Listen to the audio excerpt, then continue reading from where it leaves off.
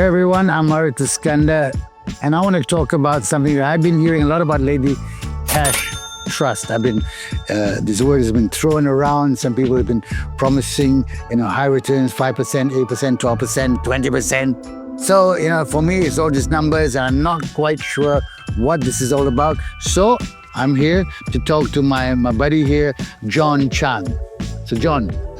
Cash trust is where the money being cash putting inside a trust. Okay. Yeah. And then how or why is there potential for, shall we say, fraud or for scam, or how does that go wrong? Because I know they promise returns. I've heard sometimes 5, 8, 10, 12, 50%. So how, as a normal person, how do I find out what is real, what is not? We cannot actually say it's wrong or right, but we need to know what's happening around. When you heard somebody say about return of 8%, 10%, 12%, 15%, or even 20%, with guaranteed some more, with capital preservation some more, and some more the time is very short. Let's say 2 years, 3 years.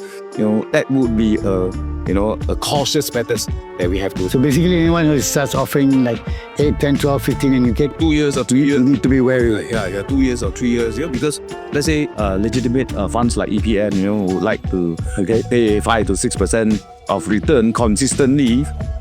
It's also very challenging, right? Okay. Yeah. So anyway, we need to know about what is cash trust and what is people promoting about cash trust. A lot of people are promoting cash trust as certain people as a estate planning vehicle, but with returns. But I think a lot of people confuse between unit trust and trust. What's the difference? What's the difference? A private trust, where cash trust is, a private trust is an arrangement where to set aside money for estate planning, for children's education, for vulnerable planning, or for retirement. It's a trust. Trustee is a person who custodian the money, for whatever purpose.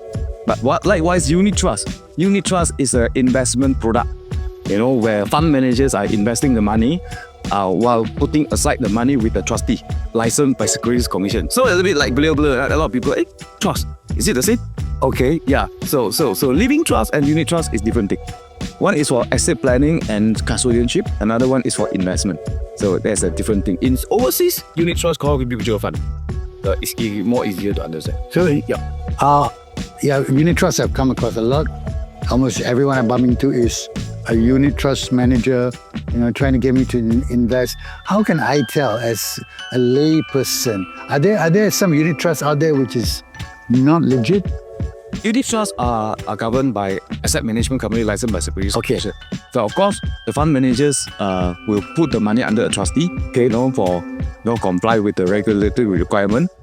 Because the trustee are the custodian of the funds. The fund managers are the one who invest the funds for the customer.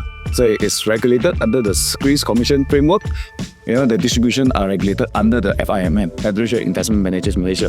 Likewise, for the cash trust, it is a trusteeship, for probably retirement, for education, for children's, for vulnerable care, for medical, all these things. These are not meant for investment actually. Yeah, these are not meant for investment. For example, the children, right? If the parents pass away, he or she is below 18 years old, he do not have the capability to own a bank account whatsoever. So a trustee will take over as a custodian for the children when they are small. So these are trusteeship. Example of trusteeship. So trusteeship can be used for various reasons. For example, retirement or dementia. Old age, the person is paralyzed. So he might not be access to bank or financial transaction. Thus, the trustee are the one who take care of him for financial aspect. So the trustee hold the asset for the person, while he is away or he's sick or he's paralyzed or coma or whatsoever. So that trusteeship is different from unit trust. All right. Yeah.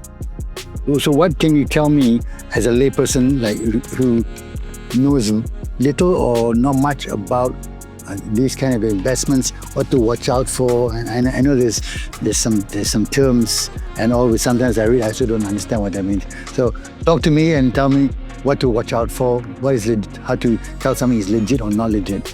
So first thing first, when we talk about investment, we should go over for a legit fund manager. Okay. Not a trustee. by a fund manager. If for investment, go straight away to the fund manager. For investment, to fund Trustee. Trustee, from the word trustee, we know already.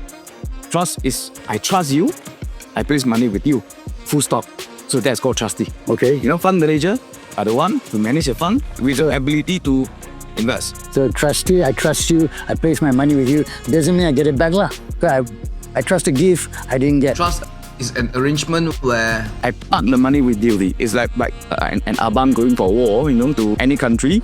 You know, so 5 years. So he placed his money with his brother. You know, so along these 5 years, I go to war, you know, my money will park with you. You take care of my children, you take care of my family. You know, when I'm come back, you know, they'll declare back the if they come back. Yeah, if they come back. So that's the arrangement we call trust deed. Okay, trust deed with the brother while he's away for war. Whether he come back or not, then come back, then how? Okay, that was a trust deed. So that's called trusteeship. The origin of the trusteeship, the meaning, right? So it's nothing to do with investment. Of course, the brother have a power to invest according to the deeds lah, you know. So, but we need to know where the brother invest our money in. How do you allow him to do it? You know, how if the asset that your brother is going to, which means here the trustee going to the trustee, let's say the trustee is the brother, are to invest on behalf of the brother who goes for war. What is the underlying, you know, what is the risk incur, you know? So the question is whether you trust your brother or not lah. Yeah. I'm not looking at anyone in particular. So certain thing that I will add up is when you talk about guaranteed return, you know, within a short period. So we need to know where the money goes. You know, are we in the dark? How they earn money? And if you say guarantee, who guarantees you? That's a good question. When they say guarantee return, we need to find out who's guaranteeing. Even they say guarantee they don't guarantee return, but they guarantee the principal. Who are the one to guarantee the capital, and what is the credit rating? Okay, yeah. So they can guaranteed returns doesn't mean it's a fraud. There is a possibility. I mean, we don't know where they put the money to. Okay, any person who hold the money that say, hey, I give you guarantee or guarantee of principal, how are you going to guarantee that? You know, who are you? What credit rating? What is credit rating? Credit rating like Moody rating, Fitch rating, you know, that rate credibility of the organization or the person or the banks or the institution. Like Malaysia, Fitch rating, what S&P, global rating for our government. So there are other bodies that rate. Yes. And decide. It's like the exam lah, whether you pass or you're A or B. Who are you? You know, A asked B to invest or want to borrow money from B. Who are you? Yeah. Who are you? How credible are you? In school, I didn't have good credit rating. I was usually D, C and D. Sometimes E. Once in a while F lah. So in school, I had a very bad credit rating, but that's not what we're talking about. So we need to know about other risks. Currency risk, market risk, business risk. But we need to know, isn't that the job of the fund manager? That's why you need to go for a license fund manager. Okay.